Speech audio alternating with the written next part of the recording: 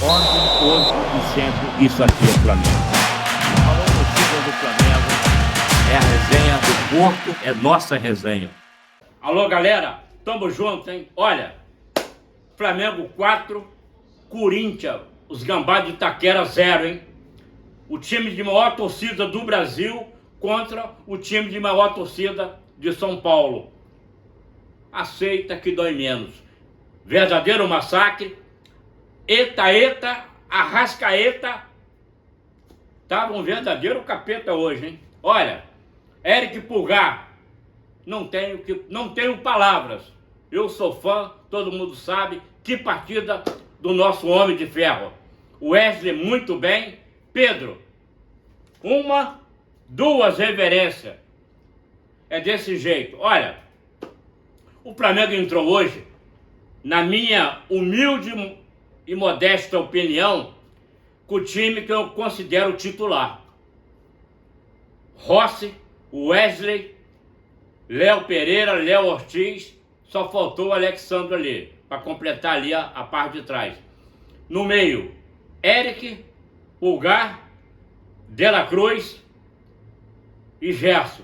Arrascaeta, Pedro e Cebolinha.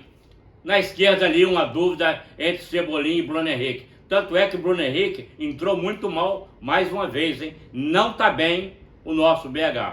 O jogo começou, o Flamengo subiu as linhas, sufocando o Corinthians recuou, sentindo a pressão, Maracanã lotado, tarde de domingo linda, tava a feição, o malvadão e não deu outra.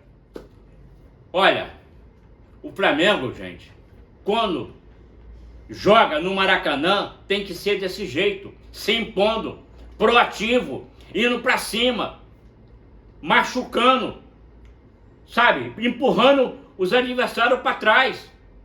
Não pode ser de outra maneira.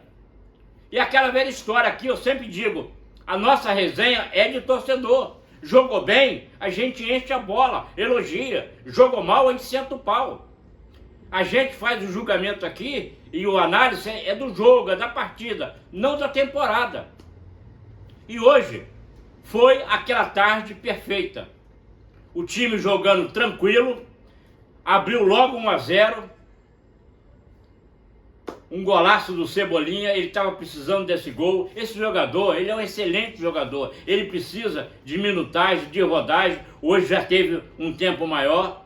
Esse 1-0 mostrou que primeiro tempo o Flamengo fez hoje. O Flamengo, sabe, aproveitando o corredor com o Wesley no lado, o Ayrton Lucas melhorou bem hoje pela esquerda. E o meio de campo estava subindo. O De La Cruz fazendo uma grande partida, porque ele toca de primeira, ele não faz firula, isso acelera o jogo. E o Gerson também hoje estava muito bem também. E o Flamengo continuou martelando, rodando, voltava, se impondo, estava um domínio territorial e também emocional, que o time do Corinthians sentiu o gol muito cedo. E o Flamengo continuou se impondo. E não demorou, veio o segundo gol, um golaço do Arrasca, tocou no cantinho, o goleirão, o Hugo Souza, também conhecido como Neneca, não saiu na foto. 2-0 Flamengo. E assim, o jogo continuou.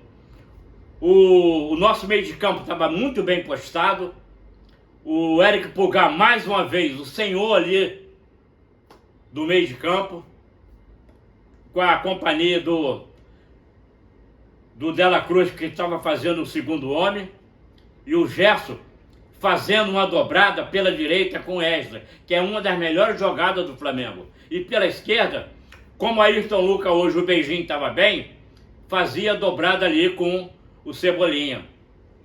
Hoje, no primeiro tempo, ninguém estava jogando mal no Flamengo. É aquela velha história que a gente sempre bate aqui na mesma tecla. Quando o coletivo vai bem, o individual sobressai. Jogadores do Flamengo jogando com autoridade. É aquela velha história, a gente cansa de falar aqui. O Flamengo tem capacidade e também categoria para matar logo o jogo. Quando ele fez 2-0, o Corinthians arriou os 4 pneus e o step. Se entregou e o Flamengo continuou tocando, sabe? Buscando jogada de fundo, profundidade, o corredor com o Hélio, mais o Cebolinha, mais o Beijinho. E assim, meu amigo, veio o terceiro gol. Gol do Pedro. O Neneca saiu jogando errado, deu uma assistência para o Pedro. O Pedro deu uma curva na bola, 3-0. Aí, meu amigo, a vaca foi pro brejo do Corinthians com corda e tudo. A Inês estava morta. É desse jeito, 3-0, amigo. Aí o Flamengo começou a administrar. E assim acabou o primeiro tempo. E o Flamengo voltou no intervalo com a mesma formação, mas o jogo caiu um pouco de correria, entendeu? De intensidade. Porque o Flamengo, como estava com 3-0, deve ter pensado, vamos se poupar, vamos só na boa. Também eu concordo, para que se arriscar? Se o placar estava tão favorável. Aí, que você quando tem um domínio da bola, e o outro time está perdendo, o adversário, ele fica com dificuldade de marcação, porque começa a correr atrás da bola. E o Flamengo não dava a bola para o Corinthians, continuou com a marcação alta, empurrou o Corinthians para trás, e os Gambá de Itaquera teve muita dificuldade para sair jogando de trás. E o Flamengo continuou martelando. Aí começou as substituições. O Cebolinha saiu para a entrada do Bruno Henrique. Olha, eu gosto muito do Bruno Henrique, os inscritos aqui do canal sabem disso. O nosso BH, o outro patamar, infelizmente, com esse problema pessoal dele, o futebol dele deu uma caída assustadoramente. E hoje comprovou mais uma vez que entrou muito mal. Ele teve uma bola sozinho, era um impedimento meio duvidoso, mas ele mesmo assim chutou na mão do Neneca, do Hugo Souza, o goleiro do Corinthians, ex-cria do Ninho e do Mengão. Mas o Flamengo não mudou, diminuiu, como eu disse, a intensidade, mas continuou apertando, como a gente sempre cobra aqui. Botou o Corinthians para trás. E nesse meio tempo, o Felipe Luiz, o nosso treinador, começou a fazer as alterações. Botou o Plata, botou o Luiz Araújo, tirou o Arrascaeta, tirou o Pedro também.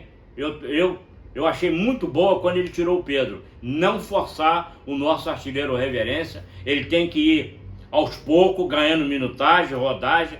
Mas, tô sentindo que o nosso artilheiro voltou. E o Pedro, ele não perdoa. O Pedro, ele é letal. E ele, como fez falta pro Mengão em muitos jogos que nós tivemos dificuldade. E o Felipe Luiz, ele não recuou, ele não mandou ninguém tirar o pé. E o Flamengo continuava indo para cima, mas com menos intensidade, como eu falei. Mas, porém, com o jogo totalmente dominado. Aí entrou também o Matheus Gonçalves, porque é outro jogador que a gente vem cobrando aqui, ou dá oportunidade ou empresta. Porque tem qualidade, já provou isso. É um jogador, quando você está com o placar favorável, ele, como é muito habilidoso, ele segura a bola. E para fechar a conta, para passar a régua, pênalti no Arrascaeta. Eu confesso que na hora eu fiquei em dúvida, mas depois, quando mostrou o lance, e o próprio lá, o comentarista de arbitragem, o Paulo César da Globo, confirmou que realmente foi pênalti, aí que eu me convenci. Realmente eu estava na dúvida. E bola no cal, o Pedro já tinha perdido um pênalti anterior, mas eu acredito que cada dia que passa, ele está com mais confiança, já tinha feito um golaço, botou a bola no cal, chutou alto, o Neneca ainda foi na bola, mas não saiu na foto. Quarto gol do Pedro, artilheiro do Brasileiro. Olha, avisar aí a galera que não estava prestando atenção os secadores.